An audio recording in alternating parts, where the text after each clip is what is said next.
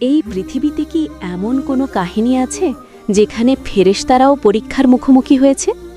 যারা নফস ছাড়া সৃষ্টি, যারা কখনো আল্লাহর আদেশ অমান্য করে না, তাদের মধ্য থেকে যদি দুজনকে পৃথিবীতে পাঠানো হয় তাহলে কি ঘটে? এই প্রশ্নের উত্তর লুকিয়ে আছে এক গভীর, রহস্যময় এবং শিক্ষামূলক কাহিনীতে। এই কাহিনী হারুত ও মারুতের, দুই ফেরেশতার, যাদের নাম কোরআনে এসেছে এবং যাদের নিয়ে আজও মানুষ প্রশ্ন করে তারা কেন শাস্তি পেয়েছিল। এই গল্প কল্পকাহিনী নয়, এই গল্প আমাদের নিজেদের দুর্বলতা বোঝার আয়না। আল্লাহ যখন আদম আলাহিসাল্লামকে সৃষ্টি করলেন, তখন ফেরেশতারা আকাশে অবস্থান করছিল। তারা ছিল পবিত্র, নির্ভুল, আল্লাহর প্রতি সম্পূর্ণ অনুগত। তাদের জীবনে কোনো দ্বিধা ছিল না, কোনো লোভ ছিল না, কোনো কামনা ছিল না। তারা যা করত তা শুধু আল্লাহর আদেশেই করত। যখন আল্লাহ ঘোষণা দিলেন যে তিনি পৃথিবীতে একজন প্রতিনিধি পাঠাবেন, তখন ফেরেশতারা প্রশ্ন করেছিল। এই প্রশ্ন ছিল না অবাধ্যতা, বরং বোঝার চেষ্টা। তারা বলেছিল, আপনি কি এমন এক সৃষ্টিকে পৃথিবীতে পাঠাবেন যে সেখানে রক্তপাত করবে, ফাসাদ সৃষ্টি করবে? আল্লাহ তখন বলেছিলেন, আমি জানি যা তোমরা জানো না। এই উত্তরটির অর্থ ফেরেশতারা তখন পুরোপুরি বুঝতে পারেনি। সময় গড়ালো, মানুষ পৃথিবীতে ছড়িয়ে পড়ল। কেউ সৎ হল, কেউ অসৎ হল, কেউ আল্লাহর পথে চলল, কেউ নিজের নফসের পেছনে ছুটল। পৃথিবীতে শুরু হলো খুন, জুলুম, ব্যভিচার, প্রতারণা। ফেরেশতারা এই দৃশ্য দেখছিল।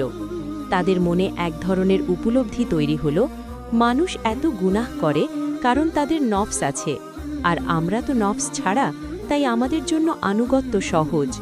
তখন আল্লাহ চাইলেন ফেরেশতাদের বাস্তব শিক্ষা দিতে, শুধু কথা দিয়ে নয়, অভিজ্ঞতা দিয়ে। আল্লাহ সিদ্ধান্ত নিলেন ফেরেশতাদের মধ্য থেকে এই দুজনকে বেছে নেওয়া হবে, তাদের মানুষ বানানো হবে, তাদের নফস দেওয়া হবে। তারপর তাদের পৃথিবীতে পাঠানো হবে পরীক্ষার জন্য। এই পরীক্ষার জন্য নির্বাচিত হলেন হারুত ও মারুত। তারা কেউ সাধারণ ফেরেশতা ছিলেন না, তারা ছিলেন জ্ঞানী, মর্যাদাবান। কিন্তু আল্লাহ যখন তাদের মানুষ রূপ দিলেন, তখন তাদের ভেতরে জন্ম নিল নতুন এক বাস্তবতা, ইচ্ছা, অনুভূতি, আকর্ষণ, দুর্বলতা। এরপর তাদের পাঠানো হলো ব্যাবিলন শহরে, যা আজকের ইরাক অঞ্চলে অবস্থিত ছিল। এটি ছিল জ্ঞান, সভ্যতা আর পরীক্ষার কেন্দ্র। হারুত ও মারুতের দায়িত্ব ছিল অদ্ভুত। তারা মানুষকে এমন এক জ্ঞানের মুখোমুখি করত যার শক্তিশালী কিন্তু বিপজ্জনক। সেই জ্ঞান ছিল জাদু। তবে তারা কখনোই এটা লোকায়নি যে এটি পরীক্ষা। তারা কাউকে শেখানোর আগে স্পষ্টভাবে বলতো, আমরা পরীক্ষা, তুমি কুফরি করো না। এর মানে ছিল পরিষ্কার, এই জ্ঞান ব্যবহার করলে পথভ্রষ্ট হওয়ার ঝুঁকি আছে। এটা কোনো খেলনা নয়, এটা ক্ষমতা দিলেও ধ্বংস ডেকে আনতে পারে।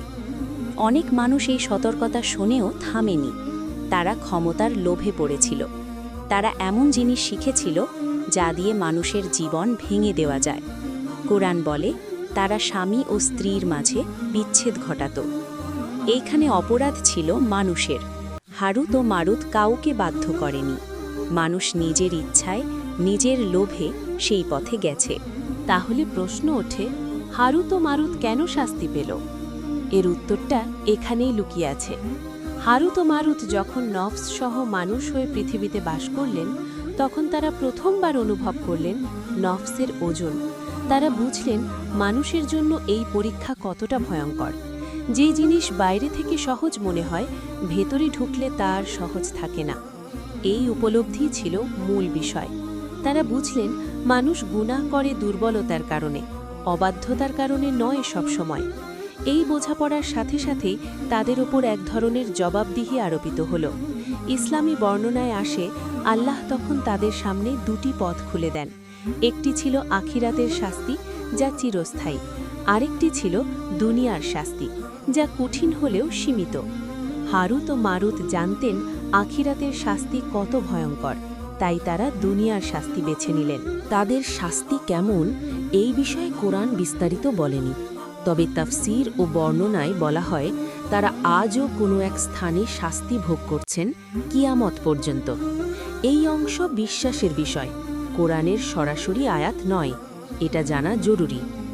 এই কাহিনীর উদ্দেশ্য হারুত ও মারুতকে দোষী বানানো নয়, বরং এই কাহিনী মানুষকে বোঝানোর জন্য।